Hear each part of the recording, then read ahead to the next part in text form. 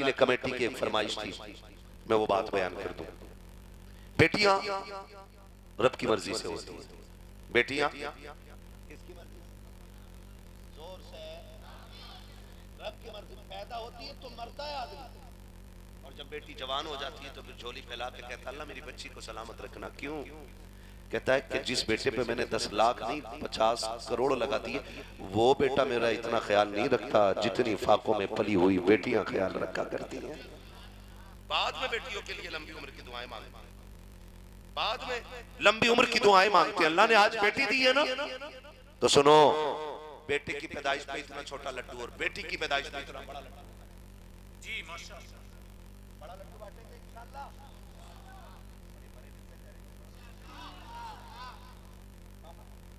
बेटा नेमत होता है, बेटी जोर से, बेटी रहमत होती है। कभी बेटी आए ना किसी पे तो मुंह ना बिगाड़ना, शुक्र का सजदा करना और कहना तेरा शुक्र मालिक तूने मुझे बेटी अता कर दी। अल्लाह जब किसी से राजी होता है ना, अल्लाह जब किसी से राजी होता है तो मेहमान भेजता है, और जब किसी को राजी करना चाहता है तो बेटी अता फरमा देता है, बेटी अता फरमा देता है। रब ने एक बंदे को ना 6 बेटियां 5 बेटियां अता फरमाई, 6 बेटियां हो गई। कितनी? जोर से कितनी बेटियां? और जोर से कितनी बेटियां? 6 बेटियां अता की। 7वीं मर्तबा बीवी उम्मीद से हुई, शौहर ने बीवी का गिरबान पकड़ लिया और कहने लगा सुन इस बार अगर बेटी आ गई तो बच्ची को कत्ल कर दूंगा और तुझे घर से निकालूंगा। तो मां होती है ना, मां बेकरार हो गई। उसने कहा मालिक बात मेरी होती तो बर्दाश्त कर लेती, मैं तो जिंदगी धक्के खा के भी गुजार लूंगी, लेकिन ये जो है ना बात बेटी की आ गई है, और इसने कहा अगर बेटी आ गई तो कत्ल कर दूंगा। कि उसने कहा था ए मेरे परवरदिगार अगर मेरी बेटी का गला घोटा गया मांगू कैसे बर्दाश्त करूंगी, बेटी कत्ल की गई परवरदिगार तो मेरा दिल कैसे बर्दाश्त करेगा। बच्ची ने, औरत ने ये कहा और रोना शुरू कर दिया। कहती है मेरे परवरदिगार करम कर देना, मेरे मालिक मैं तेरे फैसलों पर राजी हूँ। तूने एक बेटी दी मैंने झोली फैला के ली, दूसरी बेटी दी मैंने झोली फिर खोल दी, तू बेटी पे बेटी देता रहा, मैं तेरी नेमतों को संभालती रही। ए मेरे परवरदिगार इन रहमतों को तूने दिया है, मुझे कोई शिकवा नहीं है। अगर 7वीं भी बेटी दे देगा मुझे कोई एतराज नहीं है, लेकिन मेरे परवरदिगार मेरे शौहर का दिमाग खराब हो गया है। उसने ये कहा है अगर 7वीं बेटी पैदा हो गई तो बच्ची को कत्ल कर देगा, मुझे घर से निकाल देगा। ए मेरे मालिक या तो 7वां बेटा अता कर दे और या फिर मेरे शौहर का दिमाग ठीक कर दे। ये कहते कहते उसने रोना शुरू किया, वो भी सो जाती है, शौहर भी बिस्तर पे लेटा हुआ है। अचानक ख्वाब नजर आता है, मैदान महशर लगा है, लोगों के अमल तोले जा रहे हैं, गुनाहगारों को जहन्नम में भेजा जा रहा है, नेकों को जन्नत में भेजा जा रहा है। ये क्या देखता है, मेरे भी अमल तोले गए हैं, गुनाह ज्यादा निकल आए हैं। हुक्म होता है फरिश्तों इसे जहन्नम की तरफ लेकर के चले जाओ। कहता जब फरिश्ते मुझे लेकर के चले हैं, मुझको दरवाजे पर लेकर के आए, वो कहता जब पहले दरवाजे पे लाए हैं क्या देखता हूँ, दरवाजे पे मेरी पहली बेटी खड़ी है, हाथ का इशारा करके कहती है मालिक मैं इसे दोज़ख में नहीं जाने दूंगी, इसलिए कि ये मुझे पालता रहा है, ये मेरा बाप है। फरिश्तों ने पहले दरवाजे से हटाया, दूसरे दरवाजे पे लेकर के जाते हैं। मैंने दूसरे दरवाजे पे देखा मेरी दूसरी बेटी हाथ लगा के खड़ी हो जाती है, मालिक मैं नहीं जाने दूंगी। फरिश्तों ने उस दरवाजे से हटाया, तीसरे दरवाजे पे लेकर के चले गए, उस पे तीसरी बेटी का, चौथे दरवाजे पे गए, चौथे दरवाजे पे चौथी बेटी, 5वें दरवाजे पे 5वीं बेटी। कहता जब तक छठा दरवाजा आया, छठे दरवाजे पे मेरी सबसे छोटी बेटी खड़ी थी। कहता बेटियां 6 थी, जहन्नम के दरवाजे 7 थे, 6 दरवाजों पे 6 बेटियां खड़ी थी। जब छठे से हटाया 7वें पे लेकर के गए, दरवाजा खाली था, मुझे झोंकने वाले थे कि मेरी आंख खुल गई। कहता आंख खुली, पसीने में डूबा हुआ मैंने मुसल्ला बिछा दिया और रोके का मालिक मुझे 7वां बेटा ना दे, अपने कर्म से मुझे 7वीं बेटी अता फरमा दे। वाह, नारे तकबीर, नारे रिसालत, नारे गौसियत, मसलके आला हजरत, क्या बात है, सुभान अल्लाह। खुदा सलामत रखे कमेटी वालों, यकीन जाने अगर आज के बाद ना एक बेटी को भी इज्जत मिल गई तो मैं समझूंगा तुम्हारा बुलाना कामयाब, मेरा आना कामयाब हो गया। आज के बाद अगर एक बंदे ने भी तुमों में से बिना डिमांड के निकाह कर लिया इस महफिल में सुनने की वजह से, तो समझ लेना मजार वाला भी राजी है, खुद काबे वाला भी राजी है। हाँ, एक बच्चे ने भी अगर बगैर डिमांड के निकाह कर लिया, और सुनो कुरान कहता फक्कु रक़बा, फंसे हुए की जो गर्दन छुड़ा देगा, अल्लाह उसे बेहिसाब जन्नत में दाखिल फरमा देगा। बेहिसाब अगर जन्नत में जाना है ना, तो किसी मुश्किल में फंसे बंदे का हाथ पकड़ के उसे मुश्किल से निकाल दो। करेंगे इंशाअल्लाह, वादा करते हैं इंशाअल्लाह। अल्लाह साहिब मजार के सदके में सबकी बेटियों को इज्जतें अता फरमा दे। हर बाप की बेटी ससुराल में सुख से रहे, हर भाई की बहन इज्जतें पाए, हर बहन का भाई अल्लाह नेक बना दे, है ना। बस मुझे हुजूर का शजरा और पढ़ देना है।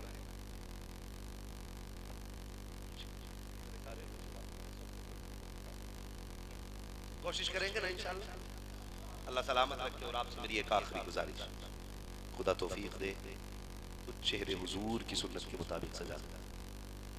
कैसे? हुजूर की सुन्नत के मुताबिक। मरना है ना, मरना है ना, उन्हें भी मरना जो हर जुमे सुन्नत के बालों को छील कर नाली में बहा देते हैं, और उन्हें भी मरना है कि जो सुन्नत को सीने पे सजा के सोया करते हैं। मरना सभी को है। बहनों जवानों से मैं हाथ नहीं उठवाऊंगा, उठवाता भी नहीं, क्यों मैं जानता हूं ये फैसले मदीने से होते हैं। हुजूर जिसे पसंद कर लेते हैं उसका चेहरा अपने चेहरे की तरह करा देते हैं। और याद रखो, हम 1,00,000 बार कहें ना हुजूर मेरे, तो क्या होता है? वो एक बार ये कह दे ना ये मेरा है, तो बेड़ा पार हो जाएगा इंशाअल्लाह। वो कहा था क्या बात हो मैं सजदे किए जाऊं, तुम हंस के कहे जाओ दीवाना है दीवाना। मैं होश और हवास अपने इस बात पे खो बैठा, तुमने जो कहा हंसकर आया मेरा दीवाना, है ना जी। तो अगर हुजूर एक बार अपना कह दे तो बेड़ा पार हो जाएगा। नौजवानों कोशिश ये करें कि चेहरे सुन्नत के मुताबिक सजाएंगे इंशाअल्लाह, सजाएंगे इंशाअल्लाह। मैं कभी ऐसे देखता हूँ, दफन जाना होता है ना, तो चेहरे देखता हूँ, कसम खा के कह रहा हूँ, जब मरने वाले के चेहरे पे दाढ़ी देखता हूँ ना, तो दिल में खुशी महसूस होती है, दिल में खुशी महसूस होती है। और जब चेहरे पे दाढ़ी ना दिखाई देना तो डर सताता है। देखिए कितनी भी की तो क्या हुआ, अगर हुजूर ने कब्र में मुंह फेर लिया ना, तो कोई खैरियत नहीं होगी, कोई राहत कब्र में नहीं दी जाएगी। और चेहरे पे दाढ़ी सजी होगी और हुजूर कब्र में आए और सवाल होता, मा कुंता तक़ूलु फी हक़्क़ि हाज़ा रजुल, इनके बारे में क्या कहता था? हुजूर मुस्कुरा के मुड़ के देख ले, यूं लब कुशा हुए कि गुलिस्तान बना दिया। हुजूर मुस्कुरा के देखेंगे, कब्र नूरुन अला नूर बना दी जाएगी। और मैंने तो यहाँ पे बुजुर्गों को फरमाते सुना, कोई बंदा कब्र में दाढ़ी लेके जाता है, फरिश्ते कफन हटाते हैं, पूछते करना क्या है? हिसाब नहीं लेना? हाँ हिसाब तो लेना है। का इसके चेहरे पे दाढ़ी है, लगता नहीं है कि ये हुजूर का हो के आए? का दाढ़ी की वजह से बंदे कब्र में बख्श दिए जाते, तो सजा ले दाढ़ी, कोई ज्यादा बात नहीं। सुभान अल्लाह। ये साहब ये कहते हैं ना कि सुन भाई बरकत हो जाएगी, घोड़े के नाल की अंगूठी पहन, घोड़े की पूंछ भी मांग लेगा, काले घोड़े की नाल की अंगूठी, ऐसा लग रहा है काला जैसे आसमान से उतरा, उसे पहन लेगा, कह रहा बड़ी बरकत होगी, है ना।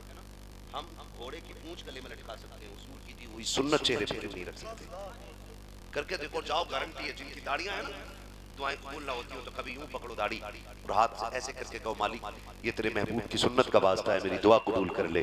फरमाया गया हाथ नीचे बाद में आते हैं, अर्जियां पहले कबूल हो जाया करती हैं। तो बड़ी प्यारी चीज रख ले जी, सबको रख दिया। और मैं कहता हूँ नौजवान रिश्ते से पहले रख लो जी, बहुत अच्छी नसीहत।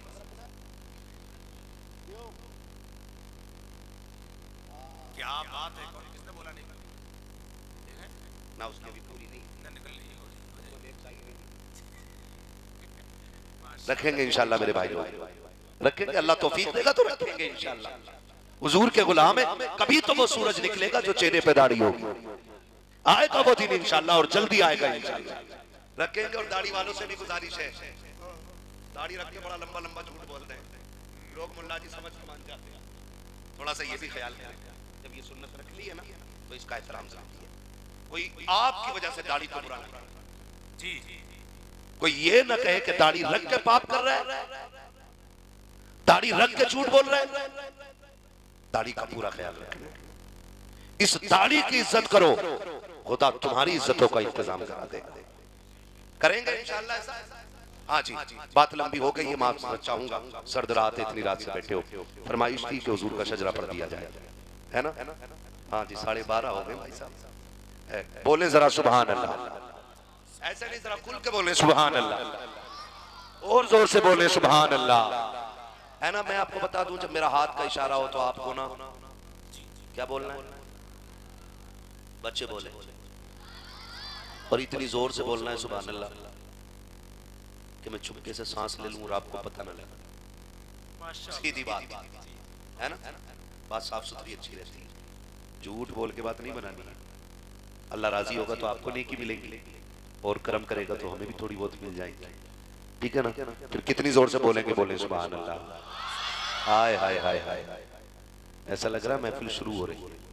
जब दिल महफिलों में लगने लगे तो समझ लेना कि करम हुजूर का मदीने से होने लगा है, हुजूर की तवज्जो हो गई है। बोलो जरा खुल के बेटे सुभान अल्लाह, और जोर से बोलो सुभान अल्लाह। क्या बात है, जो लोग बाहर खड़े हैं ना, ये जलसे में होंगे, कोई बात नहीं, आप जहां हो सारे जलसे में हो, जहां से मर्जी करे वहां से सुभान अल्लाह कह दो। हम तो कभी जलसे में सोने वालों को भी नहीं उठाते, इसलिए नहीं उठाते कि जब जलसों में नींद आ जाए और नींद में ख्वाब आए तो फिर ख्वाब में हुजूर ही आया करते हैं। ये जलसों की बरकत होती है, जलसों की बरकत होती है। अब जरा बोलो सुभान अल्लाह। वाले हैं, तुम्हें ज्यादा जोर से सुभान अल्लाह बोलना चाहिए था। क्यों? क्योंकि आपकी फरमाइश पूरी कर है ना, आपकी फरमाइश पूरी कर रहा हूं। बोले जरा खुलकर सुभान अल्लाह, और जोर से। आदम के बेटे शीश, डेढ़ घंटा हो गया, कहें तो मैं शजरा भी ना पढ़ूं, किसी को इतना नचा हो कि दम निकल जाए। हाँ हाँ, तो नहीं, डेढ़ घंटा हो चुका है, अब घड़ी देख लीजिएगा, थक गए तो फिर एक दिन में मार दोगे, कल भी तो कहीं जाना है। मैं 1 घंटा बोलता हूँ, उससे ज्यादा मेरी बात सुन ले, मेरी बात सुन ले, मेरी बात सुन ले कि 1.5 घंटा हो चुका है, ठीक है भैया, वो रोज बोलना है। मैं आपकी बात जरूर मान लेता, अगर है तुम एक काम करो, कल से मेरे घर के काम करने लगो, मैं यहीं जान दे देता हूँ। आज तक लोगों ने गुलाम मुहीउद्दीन सुभानी के दरवाजे का चक्कर नहीं लगाया।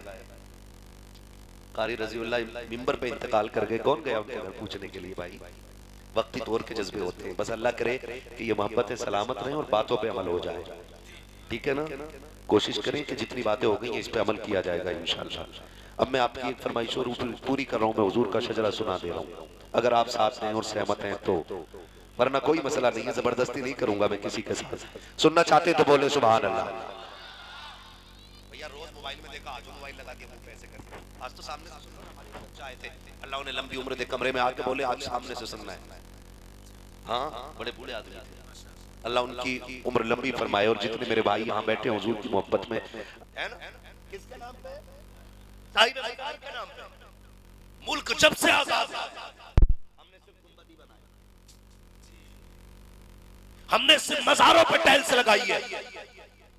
एक अपना कॉलेज, अपना स्कूल ऐसा ना बना सके जिसमें हमारी बेटियां इज्जत से तालीम हासिल कर ले। रोना इस बात का, अल्लाह टके दे देना चंद तो सबसे पहले शोरूम खोलना है, और थोड़ा सा पैसा मिल गया तो भटका लगा, और थोड़ा सा पैसा मिल गया तो मैरिज हॉल बना दिया। किसी पैसे वाले मुसलमान को ये ख्याल नहीं आता कि एक स्कूल बनाते हैं जिससे कौम के मुस्तकबिल के फैसले होने शुरू हो जाए। आज कौन नहीं रो रहा है, बताइए कौन नहीं रो रहा है?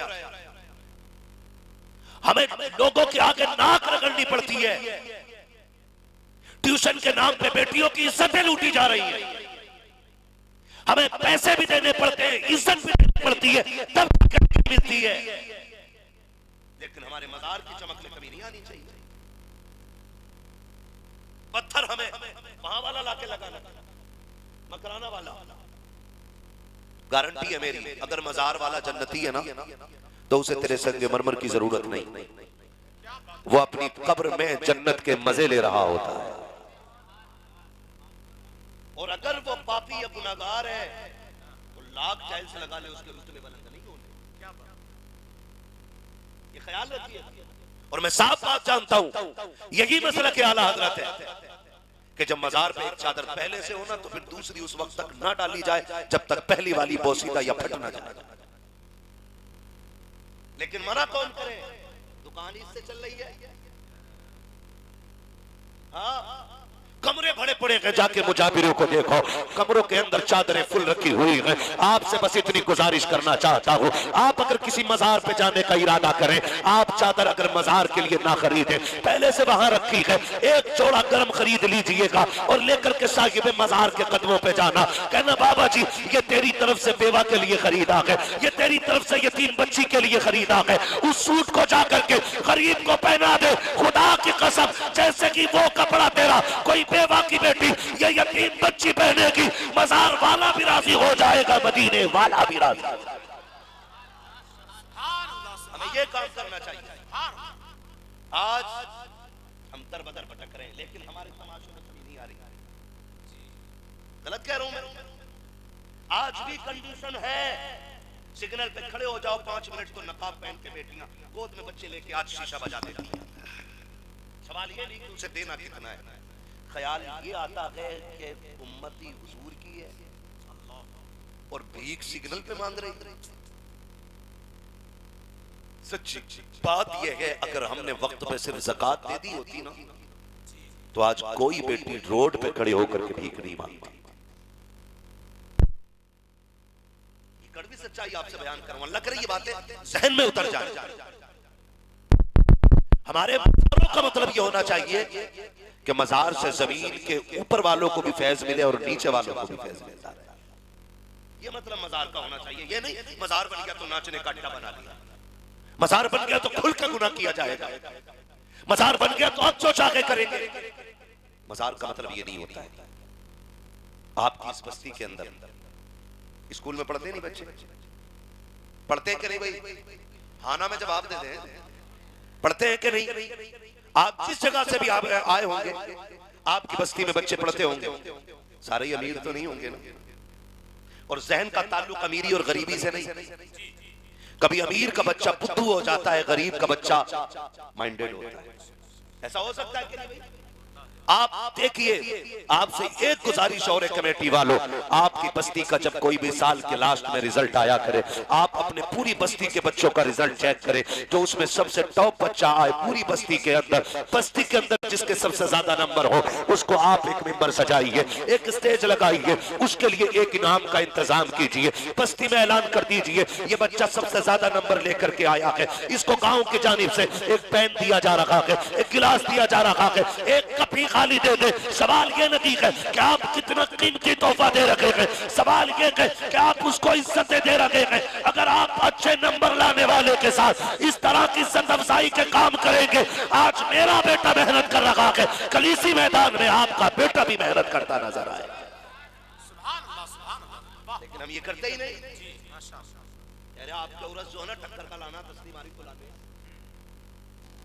मुकाबले में फना को लाना, बड़े तन्नाक जवाब होते हैं। ये थोड़ी देर की ज़हनी अय्याशी के लिए हमने नेकियां भी आग लगा दी और दौलत में भी आग लगा दी। जिंदगी बड़ी मुख्तसर है, नाज़िर भाई ने कहा बड़ी मुख्तसर जिंदगी है। 60-70 साल उम्र में जितने चाहो खुल के गुनाह कर लो, आखिर मौत आनी है, आखिर मौत आनी है। यहाँ न ताकतवर रहा, न पैसे वाला रहा, न गरीब न अमीर, हुए नामवर बेनिशान कैसे कैसे, जमी खा गई नौजवान कैसे कैसे। बड़े बड़े आज कब्रों में रह के गल गए, उनकी कब्रों के निशान भी पता नहीं है, लेकिन ये 9 गज की बनी कब्र बता रही है। कब्रें उनकी याद रखी जाती हैं जिनके दिलों में रब की याद जिंदा रहा करती है, जिनके दिलों में रब की याद जिंदा रहा करती है, उनकी कब्रें जिंदा रखी जाती हैं। अगर चाहते हो जमाना तुम्हें याद रखे तो दिलों में रब की याद रख लो। गुनाह बड़ा आसान है, इतना आसान है गुनाह कि आपके तकिए तक गुनाह गया, और नेक छोटी सी नेकी के लिए भी मेहनत करनी पड़ेगी। आप ये गौर करें जो मैं कह रहा हूँ, थके तो नहीं है? बच्चे भी मेरी बात जरा गौर से सुने, मैं आपके बराबर हूं, मैं बड़ा नहीं हूं, आपके बराबर हूं, आप मेरे बराबर हो। मेरी बात गौर से सुनिएगा, गुनाह तकिए तक आ गया, नेकी के लिए थोड़ी मेहनत करनी पड़ेगी। एक बटन दबाने की देर है, गुनाह शुरू है, और एक नेकी के लिए आपको जतन करना पड़ेगा। क्यों? ये आपको नहीं बताता कि जन्नत मुश्किल है, जहन्नम आसान है। याद रखिए, मेरे इमाम ने क्या कहा था, मेरे अमाल का बदला तो जहन्नम ही था, मैं तो जाता मुझे सरकार ने जाने न दिया। सच्चाई है हमारी। अब हम कितने पारसा बन जाएं, कितने ऊंचे जुब्बे कुब्बे पहन लें, हकीकत यही है कि मैं तो जाता मुझे सरकार ने जाने न दिया। मैं एक जवान से कहना चाहूंगा, अपने रिश्ते रब से मजबूत करें। किससे? रिश्ते रब से मजबूत करें। और जब रिश्ते मजबूत रब से होते हैं ना, तो जबान खुलने में देर होती है, मदद आने में देर नहीं लगती है। अभी आपने भी देखा होगा, एक बच्चे का वीडियो वायरल किया जा रहा है। वो बच्चा लिफ्ट में ऑटोमेटिक फंस गया, उसको पता ही नहीं खुलनी कैसी। तो उसने लिफ्ट के अंदर, छोटा सा बच्चा है 5-6 साल का, वो कह रहा है अल्लाह मैं मुश्किल में आ गया हूं, मुझे इस परेशानी से निकाल दे, मैं डर रहा हूं। उसने इतना कहा, खुद ब खुद दरवाजे खुल गए। मैं कहता हूं अगर बच्चे ऐसे कहते हैं खुदा दरवाजे खोल देता है, 6 फीट का बंदा आंसू बहाए और खुदा ना दे, ऐसा हो ही नहीं सकता है। मसला तो यह है कि हमें मांगने ही नहीं आया, हमें मांगना भी नहीं आया। मांगने वाले पूछो कैसे होते हैं? मांगने वाले ऐसे होते हैं कि मांगने वाला भी गरीब नवाज है और देने वाला भी गरीब नवाज है। वो मांगता रब से है, देता क्या बंदों को है। और याद रखिएगा, जरूरी नहीं कि दे वो जिसके खजाने भरे। का मालिक कौन है को पास कुछ रखते नहीं, दो जहां की नेमतें हैं उनके खाली हाथ में। आज दुनिया अजमेर वाले बाबा की खैरात करती है। हिंदू, सिख, ईसाई जिस मजहब का चला जाए, खाली जो भी जाता के झोली भर के आता। और जबकि अपने उस गरीब नवाज का मामला क्या था? एक दिन आपके साहबजादे मदरसे से पढ़ के आ रहे, बेहोश हुए, गिर गए। जैसे बेहोश होके गिरे ना, लोगों ने पूछ लिया शाहजादे क्या हुआ, कैसे बेहोश हो गए थे? आंख खुली, फरमाने लगे कि आज 3 दिन का फाका था, घर में कुछ खाने को नहीं था, कमजोरी की वजह से ना चक्कर आ गया। लोगों ने इतना सुना, चीखें निकल गई, हम पेट भर के खाएं, अली के घर वाले भूखे रह गए। हमारे दस्तरखान पे तरह तरह की नेमतें और खातून जन्नत के बेटे 3 दिन के वाक़े से लोगों ने अपने घर के दरवाजे खोले और जितना जिसके घर में रखा था सारा ला करके अजमेर वाले बाबा के मकान की चौखट के बाहर रख दिया। सरकार गरीब नवाज बाहर तशरीफ लाने लगे, दरवाजा खोला तो सामने जहां तक नजर जा रही है नेमतों के ढेर लगे हुए हैं। आपने गुस्से में पूछा ये क्या मामला है? कहा हुजूर माफी दे दी जाए, हमें पता नहीं था ज़हरा के लालों के घर 3 दिन का फाका है, हम तो बेफिक्र रहते थे, हमें क्या पता आपके घर में इतने दिन का फाका है। सरकार गरीब नवाज ने फरमाया तुम्हें किसने बताया कि मेरे घर के अंदर 3 दिन का फाका है? आज आपका बेटा मदरसे से आ रहा था, बेहोश होकर गिर गया, हमने जब बेहोशी की वजह पूछी उसने 3 दिन का फाका बताया। अल्लाह अकबर, गरीब नवाज को जला लाया, अपने बेटे को करीब बुला के कहा था शहजादे आज तूने हमारे दस्तरखान का राज खोल दिया है, आज हमारे घर का राज खोल दिया है। और आपने गुस्से में फरमाया था जा आज के बाद मुझे शक्ल ना दिखाना। उसी दिन से आज तक कोई बता नहीं सकता है गरीब नवाज का वो शहजादा किस कोने में जाके आबाद हुआ, लेकिन खुदा की कसम जिनके घर में कई कई दिन के फाके होते थे उनके दस्तरखान से कोई कभी भूखा नहीं जाता था। कल तो कल आज का आलम यह है कि झोली फैलाने में देर होती है, झोली भरने में कोई देर नहीं हुआ। सुभान अल्लाह, नारे तकबीर, नारे रिसालत, फैज़ाने ख्वाजा गरीब नवाज, मसलके आला हजरत। सुभान अल्लाह, सुभान अल्लाह। मेरे भाई खुदा तौफीक देना, किसी के काम आ जाओ, किसी के काम आ जाओ, ये सबसे बड़ी बात ये भी है, किसी के काम आ जाओ। आपकी जिंदगी अगर सिर्फ अपने लिए है तो क्या मजा तो तब है जब अपने आगे का उठा के किसी के हवाले कर दिया जाए।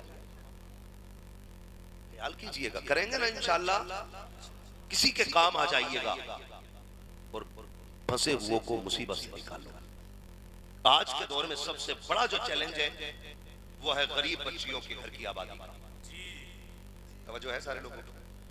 कितने कवारे लोग बैठे हुए इस महफिल में, हाथ उठा के बता देना जिनकी शादी नहीं हुई है, छोटे से बड़े तक हाथ उठाएं, जरा हाथ उठा ले भाई। बच्चे भी उठा लें जिनकी शादी नहीं हुई है, जिनकी हो गई है वो बच्चे ना उठाएं, ठीक है ना? हाथ नीचे कर, बस आपसे एक गुजारिश है, बस बस मैंने देख लिया, अब मैं आपसे बात करूंगा, मुझे अच्छा लगेगा। मेरी आपसे गुजारिश ये है कि आज साहिब मजार के नाम पर ये वादा करो कि मांग के जहेज नहीं लेंगे, मांग के जहेज नहीं लेंगे। वाह, मांग के नहीं लेंगे। क्या बात है। हाथ उठा के वादा करें इंशाअल्लाह, है ना। जिनकी लग गई लग रहा कि मौल भी मुझे नहीं लेनी, मांग के नहीं लेना है, मांग के नहीं लेना, अपनी खुशी से कोई कायनात उठा के दे दे, अपनी बेटी को दे रहे हैं। बेटियां, सच बताऊं, बेटियां कल भी जिगर का टुकड़ा थी, आज भी जिगर की टुकड़ा है, लेकिन फर्क इतना है ना, इन भीख मांगने वालों ने बेटियां बाप पे बोझ बना दी। ये जो कह रहा है ना 10 लाख रिश्ते में चाहिए और निकाह के टाइम 5 लाख और चाहिए, इन जैसे कुत्तों ने बेटियां बाप पे बोझ बनाई है। मैं तो इनको आदत के एतबार से कुत्ते से बदतर हूं, किताब फेंका हुआ खाता है और ये छीन के खाया करते हैं। इनकी वजह से आज बेटियां मर रही हैं। बेटियां कल भी बाप की हमदर्द थी, आज भी बाप की हमदर्द। वो भी कुछ दिन पहले 3 बच्चियों को लेकर नदी में कूदा था, लोगों ने सबने उसका साथ दिया, कहा भाई बुरा हुआ कि बताओ भूखा प्यासा मर गया। मैं कहता हूं वो खुद भी जहन्नम में जाएगा और उसकी हिमायत करने वाले भी जहन्नम में जाएंगे, क्योंकि अगर मरना तुझे है ना, तुझे रब के साथ भरोसा नहीं रहा तो मर, लेकिन दूसरों को लेकर क्यों मर रहा है? तुझे लगता है अल्लाह तेरा नहीं तो इनका तो है ना, तू इन्हें छोड़ के मर जा, खुदा इन्हें अपनी रहमत से पाल के दिखा दे। आए दिन ये तमाशे हो रहे हैं, कोई बच्ची को ट्रेन के आगे धकेल दे रहा है, कोई बच्ची को गला काट दे रहा है, कोई बच्ची को मार दे रहा है। होते कौन हो तुम मारने वाले बेटियों को? जब तुम जिंदगी दे नहीं सकते तो तुम्हें लेने का भी कोई हक नहीं। याद रखिएगा मेरी बात, मैं यहां मजहब की बात नहीं कर रहा हूं, मैं यहां इंसानियत की बात कर रहा हूं। इंसानियत किसी भी गले को काटने की इजाजत नहीं देती। बेटियों को मार दे रहे, गौर करो तो पता लगता है ये बेटे वाले जिम्मेदार हैं और उनसे खतरनाक होते हैं ये मिडलर।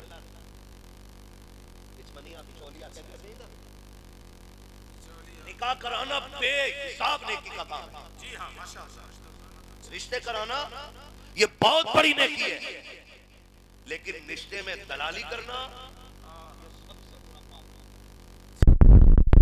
कह रहे उसमें क्या लिखा है, एक जोड़ा और 500 रुपए के लिए कितना झूठ बोल रहा है पता है? अरे अभी सुनकर रहे हूं, उन्होंने को 70,000 रुपए महीना मिल रहे हैं ताकि बेटी का बाप 15 लाख देने पर राजी हो जाए।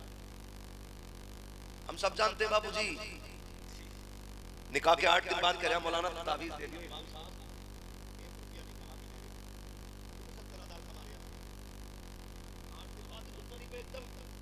लॉकडाउन से तेज नीचे गिराइए।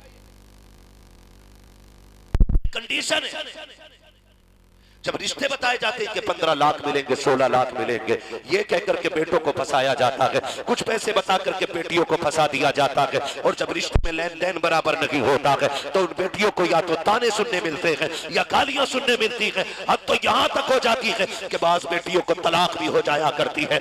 आपको क्या लगता है आप 500 रुपए लेकर एक जोड़ा लेकर घर चैन से सो जाएंगे? याद रखिएगा, अगर किसी बेटे की हाय तुझे लग गई, याद रखना न जमीन पर चैन से सो पाएगा न जमीन के अंदर चैन से सो पाएगा। बात जितनी को इतनी बताया करो ताकि बेटी वाले भी सुकून से रहा करें और बेटे वाले भी आराम से जिंदगी गुजारना शुरू करें।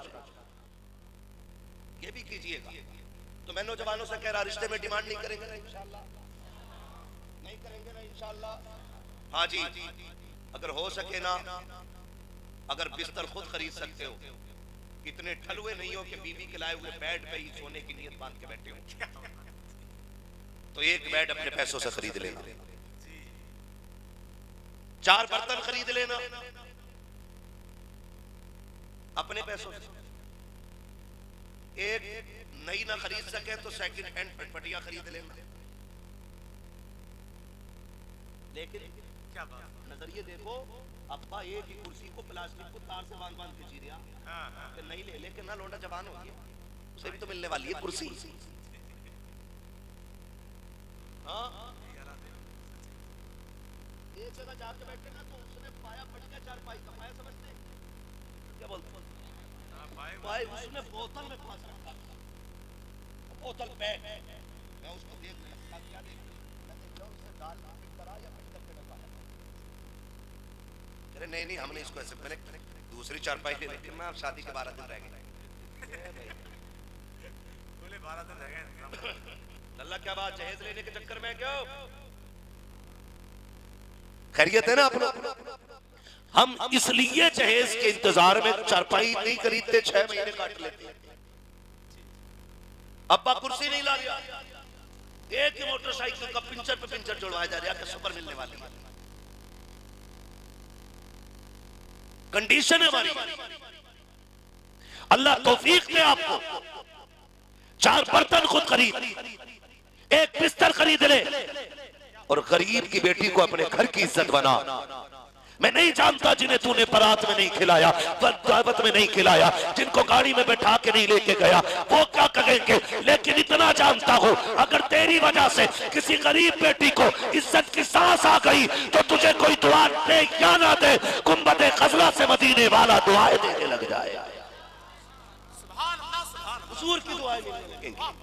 काम ऐसे करो, आज बेटियां बोझ हो गई, आज बेटियां बोझ हो गई है, तो इतना आसान कर्म निकाल के बेटियां फख्र से कहें कि रब ने हमें हुजूर की उम्मत पैदा कर दिया है।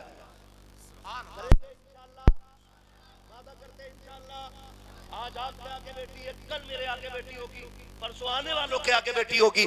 अगर चाहते हो आपकी बेटियों को अल्लाह इज्जतें दे तो तुम दूसरे की बेटी को इज्जत दिया करो, खुदा तुम्हारी बेटी को इज्जतें अता फरमाएगा। करेंगे इंशाअल्लाह। बेटियां रहमत होती हैं और बेटे नेमत होते हैं। जी बेशक बेशक।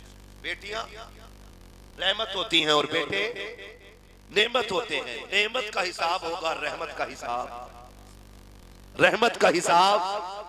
अभी बेटी के हवाले से नादिर भाई ने एक शेर पढ़ा था ना, बहुत खूबसूरत, मुझे याद नहीं रहा वरना मैं सुना देता, अगर बता जरूर दूंगा। जब बेटियां आती हैं तो खाली हाथ नहीं आती हैं, बल्कि 2 चीजें लेके आती हैं। नंबर 1 रब का सलाम लेके आती है, नंबर 2 खुशखबरी वाला वुसअते रिज़्क़ का पैगाम लेके आती है।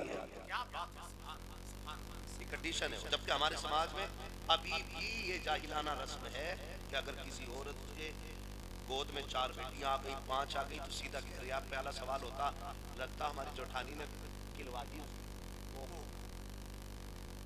ये सबसे पहले कही जाती है। और देवरानी अगर जेठानी ये दोनों रिश्ते ना हो ना घर में, अकेली हो, तो फिर वो कह रहा है बीबी से कि तू मनहूस है।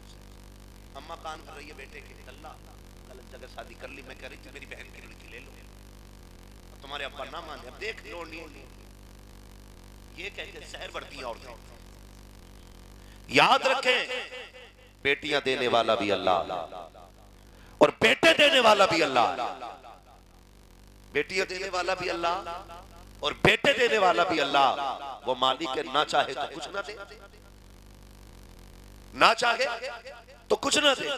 बेटियां बोझ बना दी हमने, सिर्फ किस लिए कि नहीं बेटा नहीं है।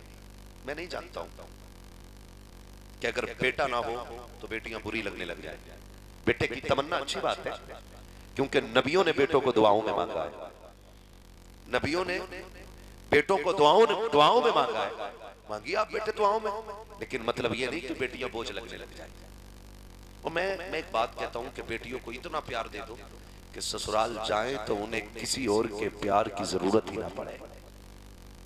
वो प्यार अपने घरों में आप, ताकि आपका प्यार बेटियों की जिंदगी गुजारने के लिए काफी है। आज भी बच्चियों को इसलिए तलाक हो जाती है कि बेटे नहीं हो रहे। आज भी इसलिए लोग औरतों को घर से निकाल देते कि सिर्फ बेटियां ही बेटियां हैं। खुदा के वास्ते, रब जब किसी से राजी होता है ना, रब जब किसी से राजी होता है, खुश होता है, तब उसे बेटियों के तोहफे अता फरमाया करता है।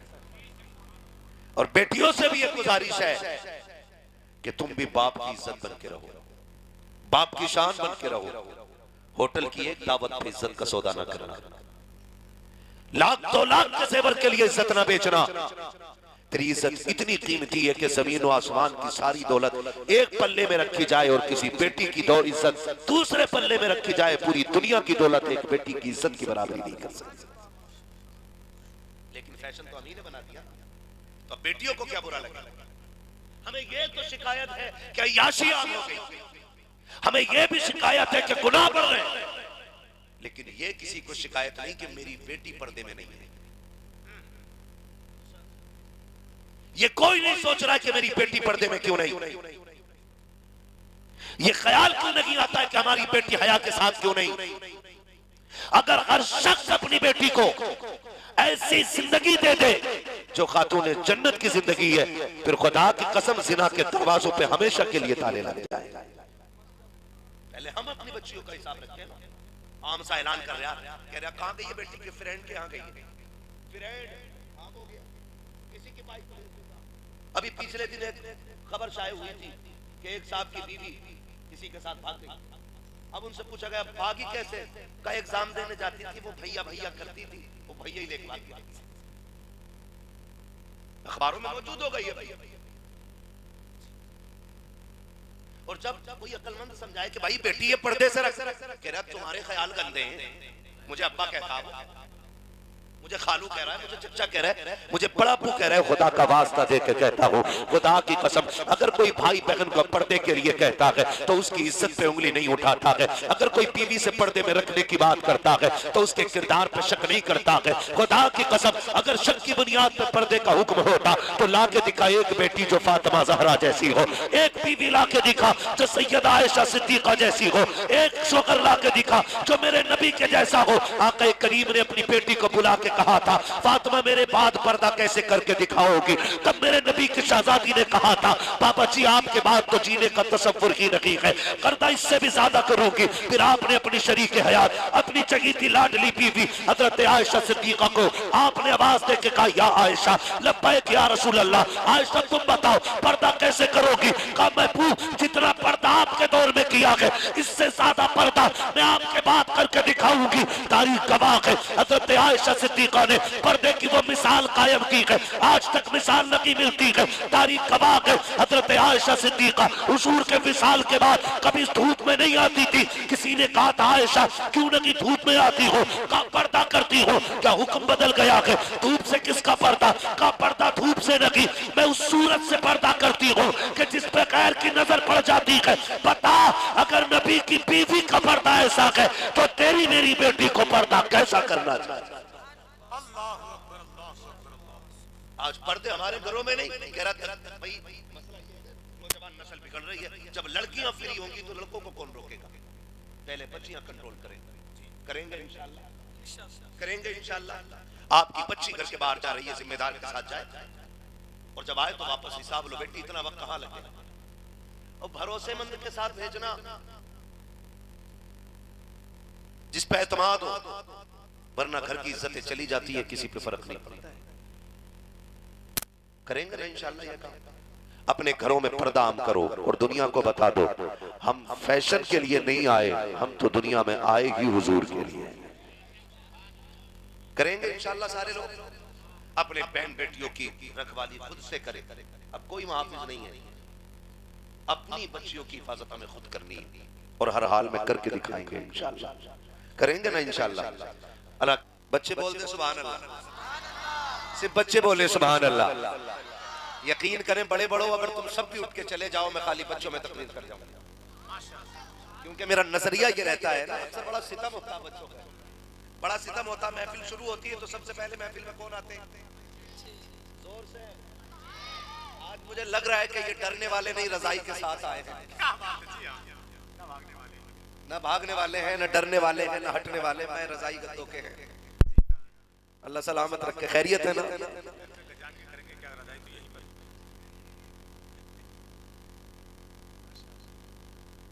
जिसने ओढ़ी रजाई मैं उसका क्या करे कोई ना, मैं कुछ और कहना चाह रहा हूं। जिसने ओढ़ी रजाई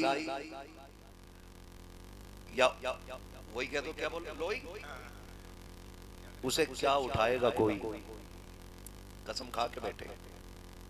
तो महफिल शुरू होती है ना, सबसे पहले बच्चे ही आते है ना।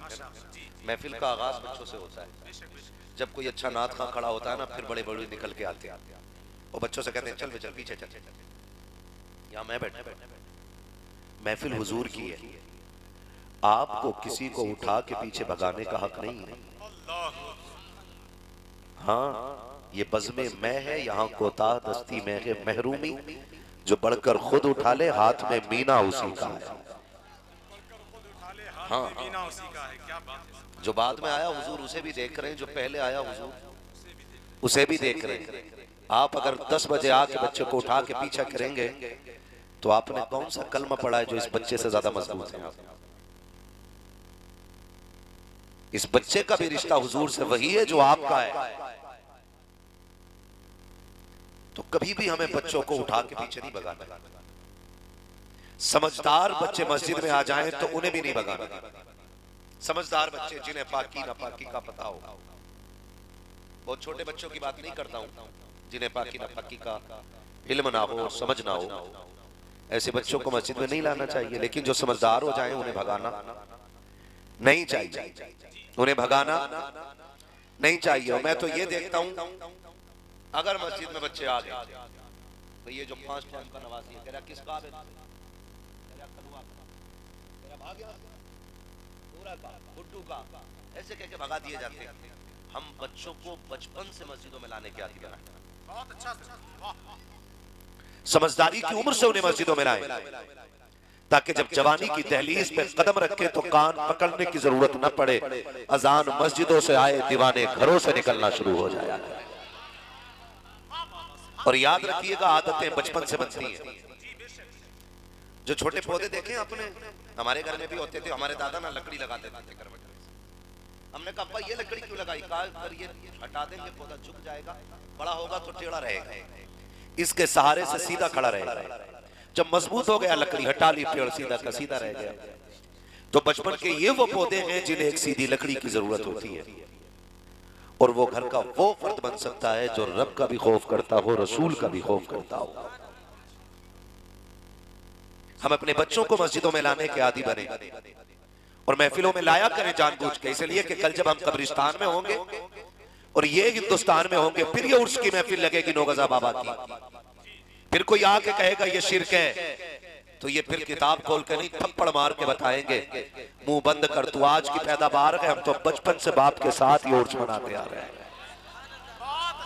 इसलिए बच्चों को लाया करें महफिल में, ताकि बच्चों को हुजूर का इश्क सीने में आए। मुझे एक बच्चे ने भी मेरा हाथ पकड़ लिया था और मेरा हाथ पकड़ के कहने लगा मैं आपको बहुत सुनता हूँ। एक बच्चे ने मेरा हाथ पकड़ लिया, उसने कहा मैं आपको बहुत सुनता हूँ, बार बार कहा बहुत सुनता हूँ। तो मैं उसको मोहब्बत से देख रहा था और मैं सोच रहा था कि ये इश्क रसूल की शाखें कितनी दूर तक फैली हैं कि जिन्हें मेरे घर का एड्रेस नहीं पता वो मेरी बात इतनी धुन से सुनते हैं कि रात के 11:30 बजे भी जमीन पे बैठ के इसी जिक्र का इंतजार कर रहे हैं। अल्लाह सलामत रखे सारे लोगों को। ये उर्स की महफिल है और ये महफिलें सिर्फ इसलिए होती हैं ताकि इन महफिलों में आए तो अल्लाह हमें भी अल्लाह वाला बना दे। यही मतलब होता है। ये महफिलें सिर्फ इसलिए होती हैं कि इन महफिलों में आके बैठे तो बुजुर्गों की नजर पड़े और हमारे दिल बदल जाए, इसलिए ये महफिलें की जाती है। और हमारा अपना नजरिया ये है कि जितने उर्स में आते हैं वो सारे सिर्फ ये कहते हैं या तो पैसा मांगते हैं, या शिफा मांगते हैं, या तरक्की मांगते हैं, या कामयाबी मांगते हैं। 1% बंदे ऐसे नहीं मिलते जो ये कहते मालिक जैसे तूने इन्हें अपना वली बनाया है हमें भी अपना वली बना। कभी ये भी मांगना चाहिए ना हमें, अल्लाह जैसे तूने इनके दिलों में अपनी मोहब्बत डाली है हमारे दिल में भी डालना। हम जब भी मस्जिदों में आते हैं अपने लिए आते हैं, कभी वो जज्बा थे कि हम तेरे लिए उठ के रात को 3 बजे मुसल्ले पे आए। कभी ये मज़ारों पे आके मांगा करो अल्लाह इस अल्लाह वाले की तरह हमें भी नेक बना दे, हमें भी सच्चा बना दे। बड़ा दिल खुश हुआ, मैंने पूछा कल क्या होना, कि कल कुछ नहीं, कि परसों फिर खतीबुल हिंद हजरत अल्लामा मौलाना मुख्तार अहमद कादरी बहेड़वी साहिब किबला का खिताब होना है, जिन्हें दुनिया सुन्नियत शेर कादरियत के नाम से जानती है। नाज़िर भाई यकीन करें मेरा कलेजा ठंडा हुआ ये सुनकर, जी माशाअल्लाह। वरना बरेली से लेकर के रामपुर तक 100 उर्सों में से 90% उर्सों में कव्वालियां होती हैं। और सिर्फ कव्वालियां नहीं, वो भी वो मुकाबले वाली उर्सों में हो रहा है। मैं कभी कभी सोचता हूं कि अगर साहिब मजार को निकलने की इजाजत होती ना, ऐसा थप्पड़ बजाते निकल के तो कान बहरे कर देते, और वो कहते तुमसे पूछते कि जिनके खिलाफ पूरी जिंदगी हम बोलते रहे, तुम वही लाके हमारे मजारों पे करने लग गए। हैरत होती है आज उम्मत उस मकाम पे आके खड़ी है कि आज उम्मत का कोई पुरसाने हाल नहीं है। न बहन की इज्जत महफूज, न बेटी की इज्जत महफूज, न माओ की इज्जत है महफूज, और जिन पे बिगड़े हुए पे पैसा है वो कहते मजा नहीं आएगा बाबे मजार पे, मुकाबले में जब तक जवाब देने वाली टक्कर की ना हो। क्या मैं गलत नहीं कह रहा हूं? अगर तुम ये साबित कर दो कि ये दीन में है तो हम ये छोड़ के उसमें शामिल हो जाएंगे, और अगर ये साबित नहीं कर सकते तो फिर कहो मैं मुजरिम हूं आका मुझे साथ ले लो कि रास्ते में है जाबाजा थाने वाले। कहो फिर इस बात को, जब ये दीन का हिस्सा नहीं तो मजार पे क्यों किसी की बेटी को लाके नंगा कर दिया जाता है? अभी हमारे सैयद साहब के पास फोन आया, कहा मुफ्ती साहब की तारीख चाहिए, उर्स का प्रोग्राम है। उन्होंने पूछा क्या क्या होना है? कहा पहले दिन उर्स होना, फिर मुशायरा होना, फिर कव्वाली होनी। तो मैंने कहा मना कर दो, नहीं आ रही। कहा क्यों? मैंने कहा जिस इश्तिहार में शरीयत बचाने वालों का नाम हो, उसी इश्तिहार में शरीयत से खिलवाड़ करने वाले का नाम हो। हम वाक़ई तो रह सकते हैं, ऐसे दीन का सौदा नहीं किया जा सकता है, ऐसे दीन का सौदा नहीं किया जा सकता है। आए दिन वीडियो देखो, नाम कितने अच्छे अच्छे, और इन्हीं स्टेजों पे बैठ के दुपट्टे उतार दिए जाते हैं। मैं पूछना चाहता हूँ, जिस इस्लाम ने बेटी को रिदा दे करके इज्जतें बख्शी थी, जिस इस्लाम ने मर्द की आंखों को हया का ज़ेवर दे करके, इस्लाम ने जिन मर्दों का वकार बुलंद किया था, आज उसी इस्लाम के नाम पर हमारे कौम के बिगड़े हुए अमीरों ने नाच गानों की महफिल मजारों के नाम पे ला करके, मिंबरों पे ला करके बैठा करके इस्लाम के साथ जो खिलवाड़ शुरू किया है, न दुनिया में माफ किए जाएंगे न आखिरत में माफ किए जाएंगे। मैं तो बस इतना पूछना चाहता हूँ, ये जो मिंबर पे जवाब दे रही है बैठकर, ये जो दुपट्टे उतार के कूद रही है, ये भी तो किसी की बेटी होगी, इसने भी किसी बाप की गोद में बैठ करके इज्जत की सांसें ली होगी, इसकी रगों में भी किसी माँ का लहू दूध बन के दौड़ लगा होगा। ये वही तो बेटी है जो खानदान की कभी इज्जत कहलाई होगी, ये वही तो बेटी है जिसको कभी खानदान वालों ने आबरू की निगाह से देखा होगा, लेकिन चंद पैसों के लालच में इस बेटी को दुपट्टा उतारना पड़ गया। और मेरी कौम के नौजवान जब किसी बेटी का दुपट्टा उतरता है, पैसों की कट्टियां लेकर के इस तरह से निछावर करते गए कि जो सर का दुपट्टा था वो गले में आया, गले का दुपट्टा जमीन पे आ गया। याद रखिएगा, अगर तुम किसी की बेटी का तमाशा देखोगे, अल्लाह उस वक्त तक मौत नहीं देगा जब तक तुम जिल्लतों का चेहरा अपनी आंखों से नहीं देखे। अल्लाह अल्लाह अल्लाह, नारे तकबीर, नारे रिसालत, नारे गौसियत, मसलके आला हजरत और से नौगजी पीर बाबा, नारे तकबीर। बहुत अच्छा हो क्या गया है? मैं फिर मुबारकबाद पेश करता हूँ अराकीन कमेटी को, जिन्होंने ये महफिल सजा के इरादा किया है महफिल अल्लाह वाले की है तो बातें भी अल्लाह वाली की जाए। सलामत रखे। ये कंडीशन आज हमारी कौम की है। उस दिन पता चलता है कि पैसा क्या चीज है ना, क्यों उड़ा रहे चल रहा है पैसा। अगले दिन ना लोग बात करते चौक में खड़े, अरे भाई फलां पे कितना पैसा आया, अरे भाई बड़े पैसे वाला है। अल्लाह ने पैसा दिया है तो हराम में ना लगाइए, हराम में ना लगाइए। और जाओ गारंटी है यही कव्वालों और नचनियों पे पैसे लुटाने वाले अपना रिश्तेदार हॉस्पिटल से कॉल करके ना ये कहते हैं कि बेटे का ब्लड चेंज होना है, खून नहीं मिल रहा है, मिल भी रहा है तो महंगा मिल रहा है, पैसे नहीं है। तो कहता 5 मिनट पहले फोन कर लेता तो मैं दे देता। ये कंडीशन है। जाओ कभी हॉस्पिटल के बाहर खड़े होकर देखो दुनिया की हालत क्या है। 1.5 रुपए की टेबलेट के लिए मरीज तड़प रहे हैं, 1.5 रुपए की टेबलेट के लिए कि एक दर्द की गोली मिल जाती तो चैन से सो जाती। उनके पास एक दर्द की गोली लेने के लिए पैसे नहीं। अल्लाह ने दौलत दी है ना, तो कभी जेब में डाल 1500 रुपए, चक्कर लगा हॉस्पिटल का, देख कितने गरीबों को पैसे ना मिलने की वजह से बेड नहीं मिल रहा है।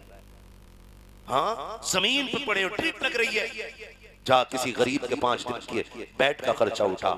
गारंटी है मेरी, तू मर के कब्र में बाद में पहुंचेगा, मदीने वाला तेरी कब्र को रोशन करने पहले आ जाएगा।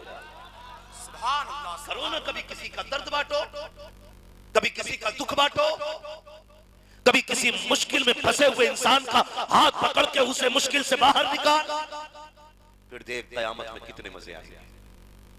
फिर देखो कयामत में कितने मजे आएंगे। आज हमारी कौम की कंडीशन ये है कि फैशन की दुकानें फुल मिलेंगी, होटल फुल मिलेंगे, और जाकर के देख लो कपड़ों की दुकानों पे भीड़ है, लेकिन स्कूल में हम जीरो खड़े नजर आ रहे हैं, तालीम में हम पैदल। बुरा ना मानिएगा।